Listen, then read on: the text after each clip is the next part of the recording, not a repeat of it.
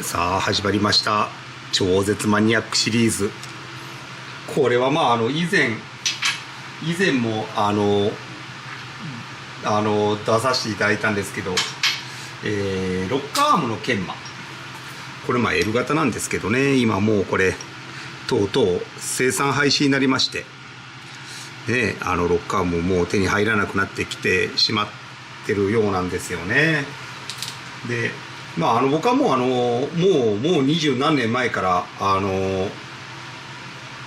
低心24がな、当時タングステンカーバイトをこの当たり面に容赦して、それを研磨するこの研磨機、それを作ってずっとこの低心24のロッカーアームを研磨してたんですけど、でそれの応用っていうことでもう二十数年前からかな、まずはたまたま懇意にしてる方でダットさんのフェアレディの U20 型エンジンのロッカーアームが研磨できないかっていうことで、そのジグそれ用のジグを作って、U20 のロッカーアームの研磨を23年24年ぐらい前からかな、ぼちぼちちょっとこう始めました。でそれがきっかけで割とその U20 型のロッカーアームも研磨をするとあいつに研磨してもらったら良くなるぞというふうな噂がちらちら出始めて、ほんなら今度は L 型ができないかとか、その頃はまだ L も普通にロッカーアームの新品が出てたので、正直もう新しいロッカーを買った方が良かったんですけど、それでも自分のエンジンでこの研磨をして使いたいって言われる方もちらほら出始めて、でそうこう時々こうやってね、もう暗い作業でやってたんですけど、なんかここになってとうとういよいよエロ型のロッカーアームが生産廃止になったというお話をちょっと聞きまして、でどうも全国のこの L 型乗りの方々がちょっと困ってるというような情報もちょっと聞き、でもうこれも僕も宣伝とかしてるわけじゃないんですけど、結構数々の素晴らしいところからもご依頼があったりとかして、研磨して、再使用したらまた使えるということで、そんなことも時間の合間を見つけてですけどやらさせていただいております。こんな感じでちょっとこれねまたご依頼があったんですけど、まず僕がいつもやってるのは、まずこれでね個々のロッカーアームの高さを測って、でそれの一番低いところ、一番低いロッカーアームを、に合わせて他のロッカーアームを研磨するという、これ今チャーチャー喋りながらこれやってますけど、結構見ての通りこれ一個一個ロッカーアームでも高さのばらつきがあるんですよね。もう、今の時点で、一番低いのを例えば0にしてたらもう 0.13 ぐらい高さが違うので、だから結構これもねバカにならない、結構あるんですよね、そんな感じで。それはな、これ前も言ったかな、ここをロー付けしてるよね。これ超高チップって硬い別の物体をロー付けしてるんだけど、これおそらく僕は思うにこれ前も言ってるんですけど、超絶マニアックシリーズでこのベースの上にこのロー付けしてるんだけど、このローの粉みたいな状態のものをまずこのベースの上に巻いて、でその上ポッポッポってこれ乗っけて、そのままガラガラガラと釜の中に入れて焼くんだと思う。で焼くとそのローが溶けてニュッとこう重みでひっつくみたいな、そんな感じじゃないかと僕は思われるんですけど、これの製法がな。だからその時に本当に均一にニュってもうペタッと当たってくれればいいんだけど、おそらくやっぱ間にローが入ってるがためにね、後方向がうねったり、この研磨のあれ自体ちゃんと入れてるんだと思うんだけど、結局ロー付けしたどうもこのローが間に入ってしまうから、どうかな、ロー付け後研磨をすればいいと思うんだけど、多分そういうことをしてないんじゃないかと思うんですよね。やっぱりもう量産があるからね、スピードがいるから。多分もう僕もそれは分かんないけど、じゃないとこんなに狂ったりしないと思うんですよね、高さがね。だいたい研磨をしたらやっぱピシャッと高さが揃うので、なのでここで来て、全部揃えていこうかなと。なんだけど、でも正直もう神経質な方がやっぱりいるんよな。もう100分の5ミリ以内で揃えてくれとか。ちょっとな、僕はもうそれはね、さすがにそれを言われてももうそこを僕は追求してないよな。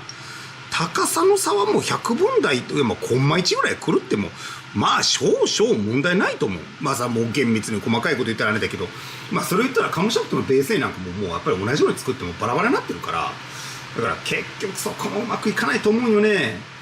だから僕はどっちか言うと、それよりはこの研磨後の後方向の平行、ここのロッカーガイドがつくところに対してここが平行なのと、あとこの R をきちっと同じように揃えてやりたいんよな。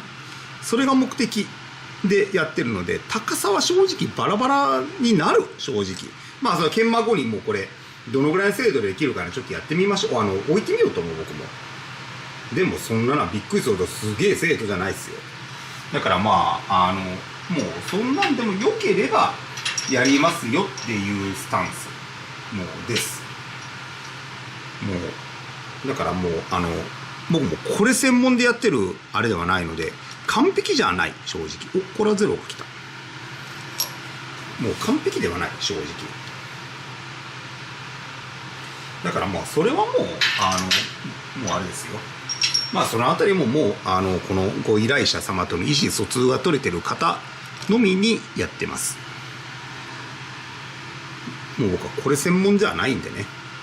なんだけどまあ自分が作ったジグをまあねこのどういうんかな、こういうことをしてまた生き返ってロッカーアームが使えてエンジンが使えて、やっぱこれが傷んでたらもう共食いになっちゃうからな。ロッカーも傷むし、問題なのがこうかな、カムシャフトまで傷んでしまうんでね。だからそれがないようにまあこうどういうんかな、喜びが分かち合えれたらいいかなと思ってやっております。まあでも、やっぱり結構ばらついとんよな、こうしてみるとな。そうやな。で今回のは15はこりゃちょっと当たり面が傷んでるかな。どんなかな。まあ、一応これ見てみようか。おお、これは高いな。 0.13。まあでもまあ少々もうボコボコになってようが研磨してしまうんで、これは綺麗に取れますよ。これとまあ調光チップだから基本的にはもうこの下もまあ同じコードでなってると思う。表面だけは硬いんだし中まで硬いと思うので、調光チップは。だからまあ結局落とす量を言ったらもうさ 0.1 ミリほどのもんなんだけどね。 0.1 ミリ削ったぐらいやったらもうその下は硬いと思われます。まあそれはもう今まで僕ももうこれだいぶやってきたので、それでもうすぐむしれて無茶になったんじゃないかということもなかったので、まあ多分いけると思います。あとは実を言うとこの R もちょっと純正の R とは微妙に変えております。まあそれはあれよな、ハイリフトのカムシャフトを組んだ時にどうしてもこのロッカーアームの当たり面からちょっと脱落することがあるんですよね。これめちゃなカムを入れた時にそれがないようにちょっと R もちょっと実は少しどういうんかな、工夫して、まあその辺もちょっとまあ今までやってきたノウハウを、注ぎ込んで、やっております。さてちょっとこれでどうなるかやってみましょうか。まあ、これがまあこんなもう前回もう何回も出してますけど、まあ、これが研磨機ですね。これ全部自作で作りましたよ。これもう停止2用のロッカーも研磨するようにね、結構凝ってやってますよ。ここねタイミングベルトで回しますよ。これね、まあそんな感じでこの高速スピンドルを回して、でエアーモーターですね。これね、そんな感じで結構凝ってやってますよ。これねまあ若気の至りだ。これもな、僕も若い時に20代の時これを作った。まあでもな、20代の時作った専用機がこうやってまだ使えるっていうのも嬉しいしありがたいなと思うしね。なんかまあ年を取るとだんだんこうやってなんかどういうかね、なんかうんちくばっかりになってきますけど、口ばっかりになってなかなか手がね伴ってこないようなことになってくるんだけど、まあでもそういうことがなきように、まあ僕もね襟を正して頑張っていかないといけないかなと思いますね。ねえ、本当もう信用を失うのは一瞬なんでね、もう信用だけは失わないように、本当にまあそんな感じでやっていきたいなと思いますけどね。はい、ちょっと次は研磨工程に移っていきます。というか、まあこんなビデオを見て、皆さん面白いのかどうかちょっとまあ僕も大丈夫かいなと思うんですけど、まあもう好きな方だけ、この超絶マニアックはもうそういう意味合いのコーナーなので、もう本当に好きな方だけ見ていただけたらと、まあ、そんな感じで細々と続けていっております。よろしくお願いします。でこれが測定結果、まあこんな感じでこれね、こんな感じですね。でまた別の方がご依頼してくれてるロッカーもこれはもう研磨が済んだ、そんな感じで、まあこんな感じで、まあぼちぼちこうあります、このご要望がね。まあさすがに研磨をするともうめちゃ綺麗になる。もうめちゃ綺麗な、もうなんとも言えんあるだ。でここからさらにもうちょっと仕上げ研磨を勃発しますけどね。まあそんな感じでこれから荒取りをします。はい、じゃあやっていきます。マニアックでごめんなさい。さあほんならまずはこのゼロ高さ、ゼロのロッカーも、磨きます。でこれがもうベースやな。これを磨いた高さをベースに他を合わせていく、まあそういうやり方かな。やり方で言うと、で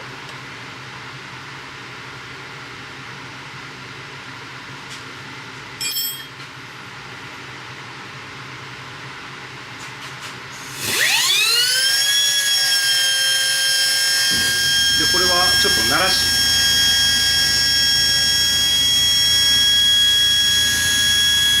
いきなりいったらちょっと高速スピンドルが傷むので、必ずこのエアーはオイラー付きのあれでエアーモーターにオイルを送ってください。まあそんなこと言ってもどうなんですけど、よいしょ。じゃあいきますよ。まずこれで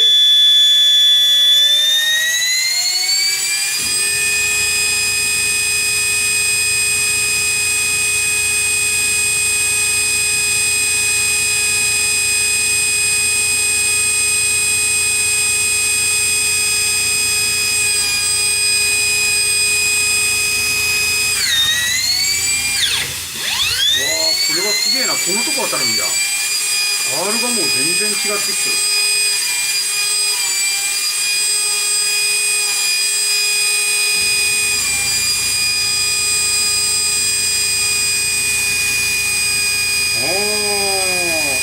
やっぱりもう相当うねるんよな。これもう全然形状が違ってくるんよな、ロッカーアームによって。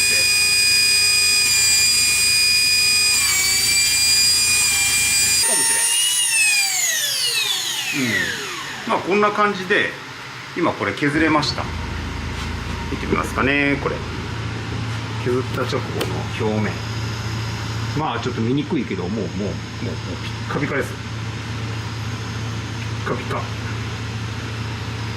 で、これをちょっとこのままちょっとまあ照明じゃないけどダイヤルゲージを当ててみます。さっきはちょっとうねうねにうねってたんですけど、さてこれがどんな感じになるかですね。うまくいくかな。でこれをダイヤルを持ってきますよ。これ今ダイヤルもちろん当たってますよね。まあこれ0なら0でもいいんだけど、さあいきますよ。これ当たっとんよ、ダイヤルが。横方向はこれもうこれも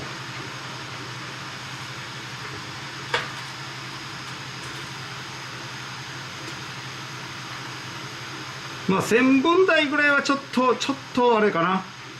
1000分どうかな。どのぐらいやろう。1000分の、いやでも1000分台も動いてねえかな。そうやな。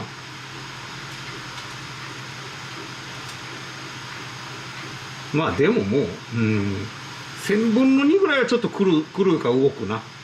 でもこういうこともうまあこんなんなんですよ。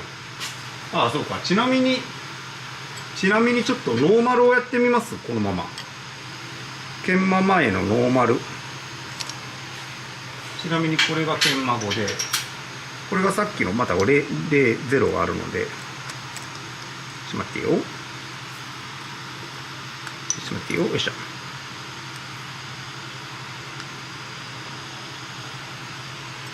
はい。いきますよ。ちなみに、これ。R はまあ出とるけどな。いや、それでももう、やっぱりな、100分の4ぐらいは狂うとるな。100分の4ぐらいは狂うとる。で、後方向は。うひゃー、これは大きいな。だからやっぱ結局こういうことなんですよね。結局こういうこと。だから結局これがロッカーガイドに対してこの方向がやっぱりよく出てないと、まあ極端に言ったらロッカーが外れる原因にもなるわな。カムシャフトの方でピシャッとあったとしてもロッカーガイドの方がきっちり合ってないので、抵抗はな合ってないから斜めに押すんかな。極端に言ったらよ。まあそんなまあビッグエピソードのあれじゃないんだけど、ビッグエピソードの誤差はないんだけど、それでもやっぱりあんまり用ないわな、これになってたな。だからこういうのをきっちり取ってやる。まあいや、これほんならちょっとこれ保持した状態でちょっとまあこれを研磨して、ちなみによどうなるか。よっしゃよっしゃ。これまた研磨します。地道いうか暗い世界でごめんなさいですけど、こんなもんが皆さん面白いのかどうかですけど、もうあれですよ。興味のない方は他の素晴らしいためになるチャンネルに行ってくださいね。これはちょっとな、もうエンターテインメント性も全くないし、まあなんでしょうね。まあ全然面白くないと思う、正直。僕は面白いですよ、さすがに。これやっぱりやってる僕は大好きなんで、こういうことがね、やっぱりね。まあちょっとつべこび言わずに研磨します。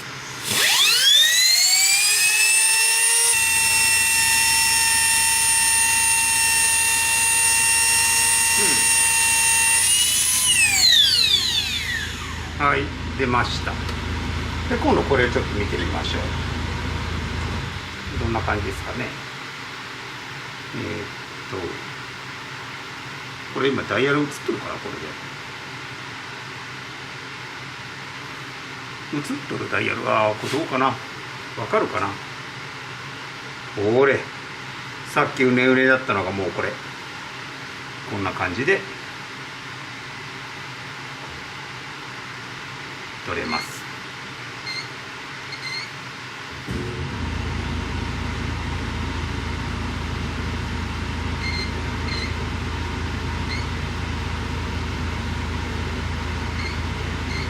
こんな感じ。もう完璧。やっぱり1000分台でずれなくなるよな。やっぱこうですね。まあこんな感じでちょっとやっていきます。マニアックでごめんなさい。でこれが研磨後のちょっとこのロッカーアームの高さをちょっとそれぞれ測ってみます。さあこれでどうなったかな。1個目、次のがこれ100分の1プラスぐらいやな。いやそれはなやっぱり100分の5、6ぐらい差が出ると思う。正直それを僕はそこをベースにしおるわけやないからな。これな、これ100分の3か。結局僕がしょんのはその R がピシッと揃うのと、あと左右方向に動かしたのけど平行度っていうんかな、それがぴっちり出るようにっていうことなんで、これはやっぱり向こうやな。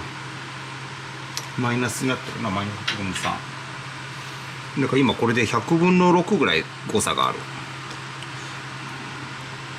これはプラス100分の2だからそれぐらいやっぱり出る。どうしても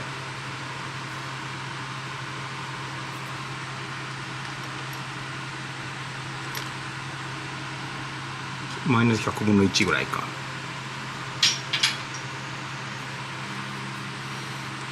だからそれをもう言われるような方だったらちょっともうできないです。もう100分の1に揃えてくれと100分の2に揃えてくれ。それでも100分の5置いたら1ミリを100に刻んだそれの5メモリだからね。今これがプラスマイナス100分の今6ぐらいになってるわな、高さ的に。だな、これ今3プラスやからね。だからそれぐらいの精度にはもうなっちゃうな。これは00だ。よ